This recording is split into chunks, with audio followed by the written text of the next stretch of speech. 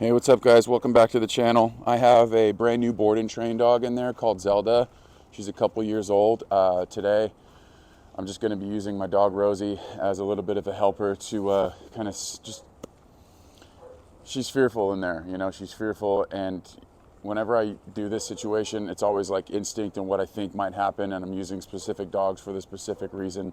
Rosie, I don't use for more pushy dogs, more confident dogs, because she's older and I don't like her to have to fucking correct a young dog like that because it's real stressful. She's still got some left in the tank, but I'm going to use her for this because I'm just going to put her down on this platform right here. Show me place.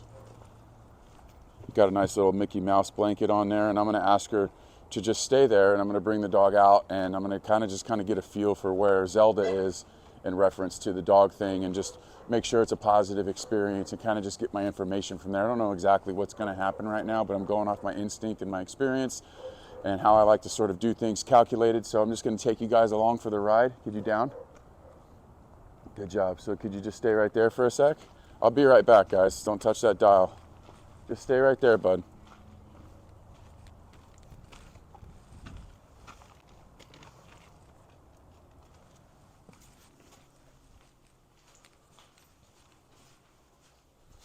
All right, bud. Come on.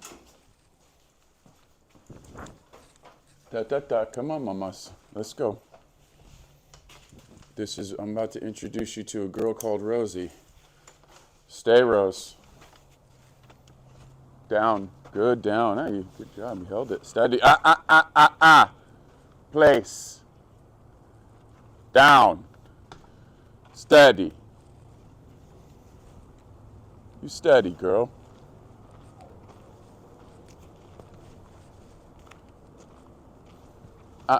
Down. Good. Down. Stay right there. Don't move. You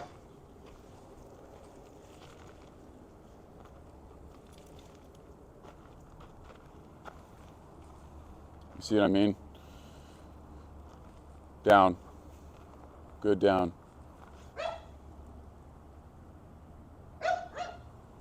Samson, pipe down, you little shit.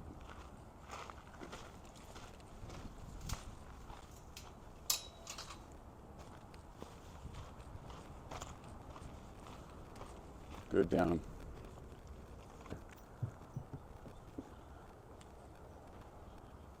Good. Good.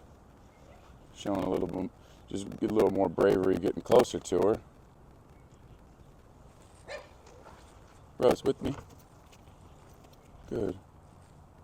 Sit. Could you place? Huh? Yeah, good. Good. Good. Good girl. Down. Good. No. Finish. Good.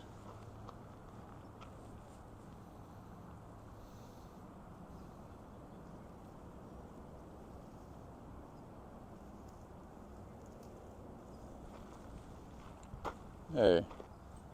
Get down. Gotta sharpen up your obedience, buddy. What's going on today? Good. Good girl, Zelda. Food?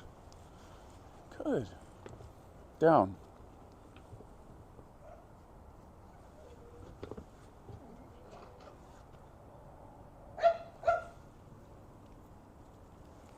Good girl, Zelda. Good. That's good. Rosie, free. Here. Yep. Good. What do you think, Zelda? Little huffy puff? Huh? Steady. You orbit. Good. Very good. Rosie, with me. With me. Good girl. Yeah.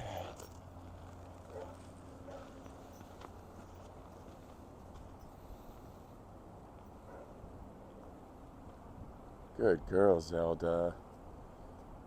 Good job, Zelda. Anything more than what this is, too much for her. Bad experience. You know, that's just really good stuff happening right now. I'm very happy with it. Free. Good.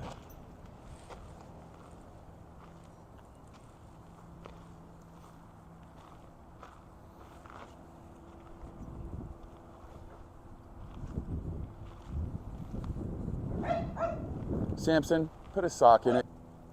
I love you. You just offering stuff to me now? What if you orbit?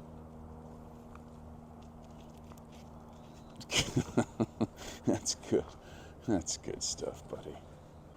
So, as you can see, Rosie's a little tuckered out from a big, long day's work. I mentioned to a client the other day that I've recently retired Rosie. If this is like your first time tapping into my channel, Rosie is like the face of my company since we started this thing. Officially 2018, but I had been training dogs for several years prior to that. But anyway, that's my girl. Like this is like everything to me right here, and we've come a long way in this business. We've helped countless dogs, just like the one you just saw in this video. And I actually just watched that video back, and I guess I wanted to kind of go over a couple of main bullet points in reference to like what my plan is for her, why I'm doing what I'm doing specifically, because every single thing I do is calculated, and I'm doing it for a specific reason. And I guess if I was going to bring any value to you guys, I would talk a little bit about that.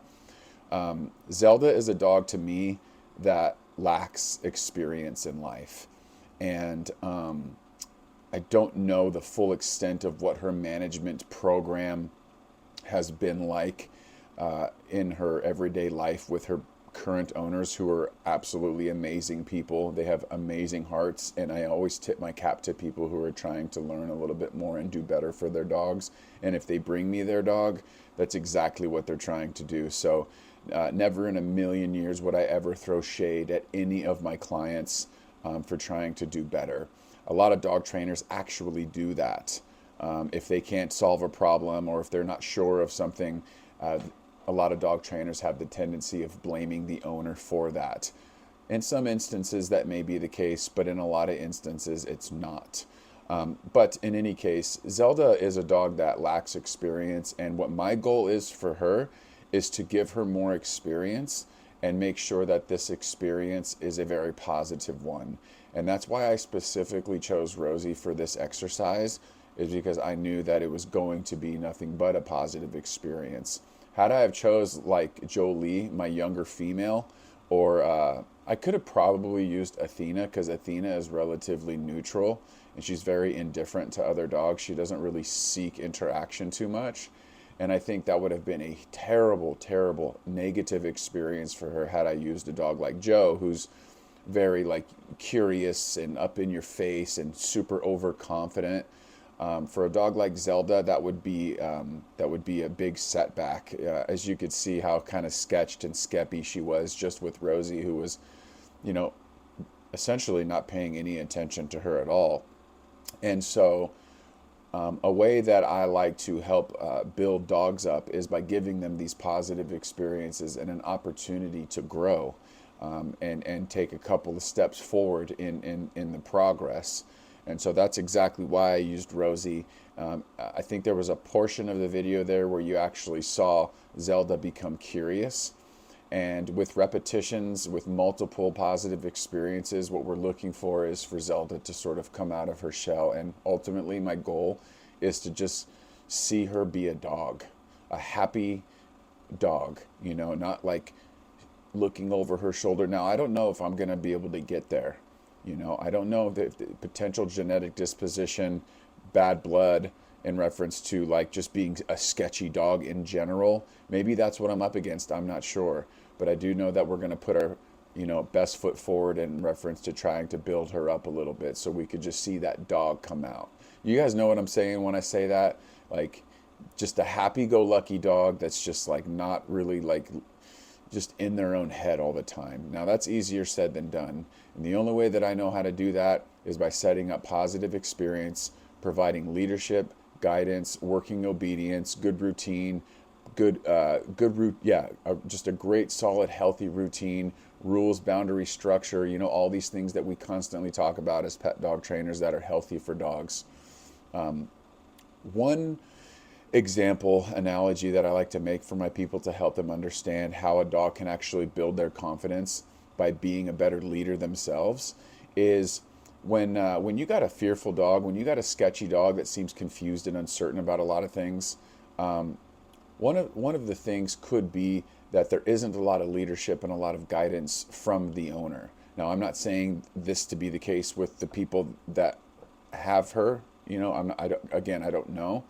But it's just like, for example, I used to work construction, and every now and again I'd come to a new job site where the job description was something that I was unfamiliar with, and I didn't have a lot of experience with it.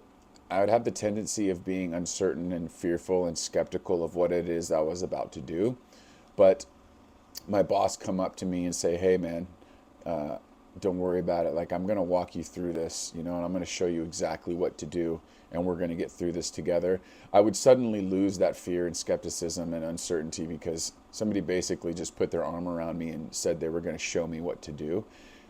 That's exactly what I'm talking about in reference to like helping a dog's confidence, because when you don't know what to do, it's kind of an uneasy type of feeling. But if you're the leader for the dog that we're talking about, it's almost like the dog feels like this blanket of security, and now they know what to do. And I think you're going to usually get a pretty good result from the dog once they start understanding like the rules of engagement and the curriculum, and that's what we're going to incorporate for her. And we're going to look for just incremental, just really small steps in progress. I'm not going to rush things with her, and I don't rush things with any dog. I meet dogs where they're at, and we just really just look to see what we can get in the short amount of time that we have them. So that's basically what we're going to be doing. And I appreciate you guys tapping into the video. If you're still watching at this point, it's probably pretty long-winded. YouTube doesn't pay me for any of my efforts. And so I just kind of wanted to give my Patreon page just a quick little plug. You get content just like this and just a little bit more that I actually don't post to YouTube. But if you just appreciate and support the the free content that I put out, it would mean a lot to me if you just kind of scroll to the description and check out the link and sign up to be a TFE Patreon. I really appreciate that support. It means a lot to me, and it helps the channel continue to grow. And so again, thanks for watching. Don't forget to leave a thumbs up on the video if you do indeed like it. Share with a friend, and definitely don't forget to subscribe to the channel and turn your post notifications on so you don't miss any future videos. My name's Captain Chad. I'm here to help you become a better pet dog owner, and that's the name of TFE TV. We'll see you guys in the next one. Peace.